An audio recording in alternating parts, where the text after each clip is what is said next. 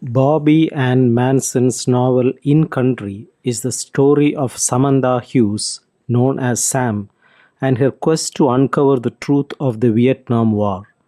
For 17-year-old Sam, the war has particular significance. Her father died in Vietnam shortly after her own birth. The novel is divided into three parts, the first and last parts written in present tense, and the middle of the novel told in a long flashback.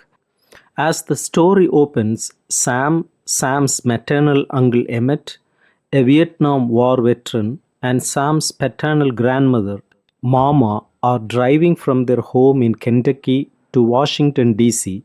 to visit the Vietnam Veterans Memorial. There is the suggestion that some crisis, reached about 2 weeks earlier, precipitated the cross country trip. In the second part of the story, the novel slips into past tense and recounts the events of the summer immediately before the trip to the wall. We learn background information about Dwayne, Sam's father, and about Emmett's return from Vietnam. We also learn about Irene, Sam's mother, and her response to Dwayne's death. Irene has since remarried, has a new baby, and now lives in Lexington. Sam lives with Emmett. Sam just graduated from high school, has a boyfriend named Lonnie. She does not know what she wants out of life. Emmett, who is unemployed and who has not worked since his return from Vietnam, cooks for the pair and spends his days trying to shore up the sagging foundation of their house. The two watch a lot of television, and although Sam knows that the television show is about the Korean War, it starts her thinking about the Vietnam War and about her father. Sam is worried about Emmett, who suffers from acne, headaches, and stomach disorders. She is convinced that he has been poisoned from Agent Orange, a defoliant used during the Vietnam War. At the same time, Sam finds herself increasingly interested in the Vietnam War. She wants to understand Emmett and she wants to know more about her father. Consequently, she begins spending time with Emmett's friends, a group of veterans who break fast at McDonald's every day. Sam also worries about the future. She talks about her plans with her only girlfriend, Dawn. When Dawn tells Sam that she is pregnant, Sam confronts her own situation. Although everyone assumes that she will marry Lonnie in the fall, she is not sure that this is the future she wants. Meanwhile, the veterans plan a dance and Sam persuades Emmett to go. His old girlfriend Anita will be there and Sam wants to see them reunited.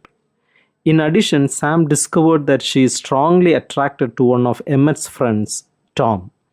Tom owns a garage and has a VW Beetle Sam wants to buy.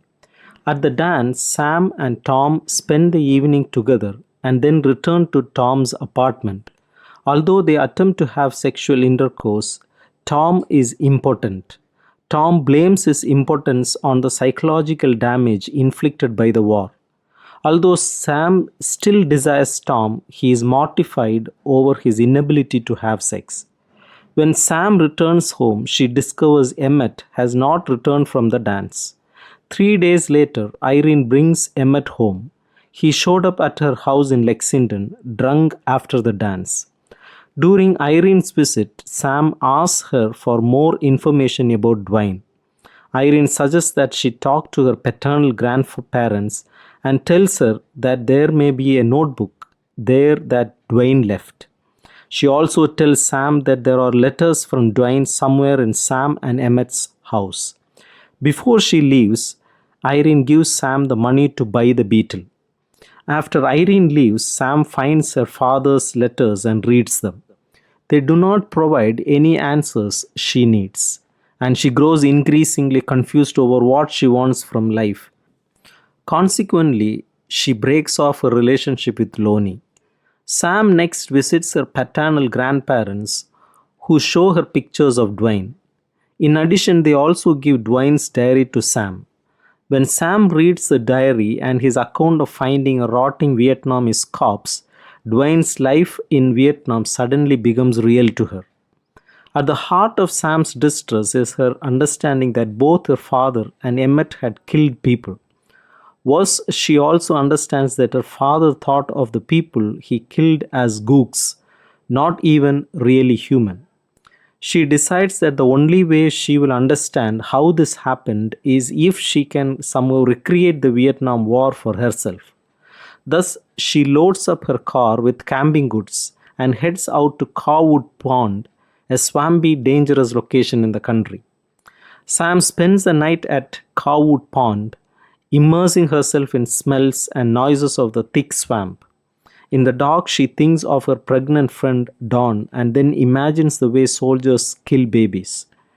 Disoriented and frightened, Sam survives the night only to hear someone approaching her in the morning.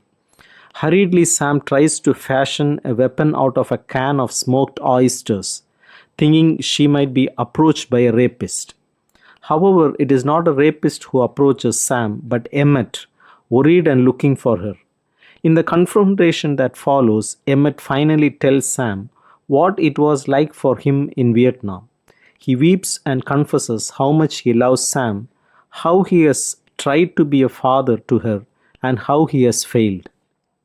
After the return from Cowwood's Pond, Sam suffers from what she thinks of as post Vietnam stress syndrome and seems to be unable to take any action at all. Emmett, however, suddenly seems to find direction. He announces that they are going to Washington, D.C.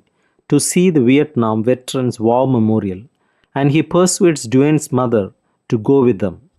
The novel shifts back into present tense as the trio drive through Maryland into Washington. When they reach the wall, Emmett finds Dwayne's name in the directory and they approach the panel where his name is placed. Dwayne's name on panel 9E is far above their heads. Sam gets a ladder from a workman and they persuade Mama to climb the ladder and touch Dwayne's name. Sam too climbs the ladder and touches her father's name. She then goes back to the directory and looks up her father's name once again. Suddenly she finds what she thinks is her own name, Sam Hughes. She rushes to panel 14E and locates the name, Sam A. Hughes. As the novel closes, the final scene is of Emmett sitting cross-legged in front of the wall and slowly his face bursts into smile like flames.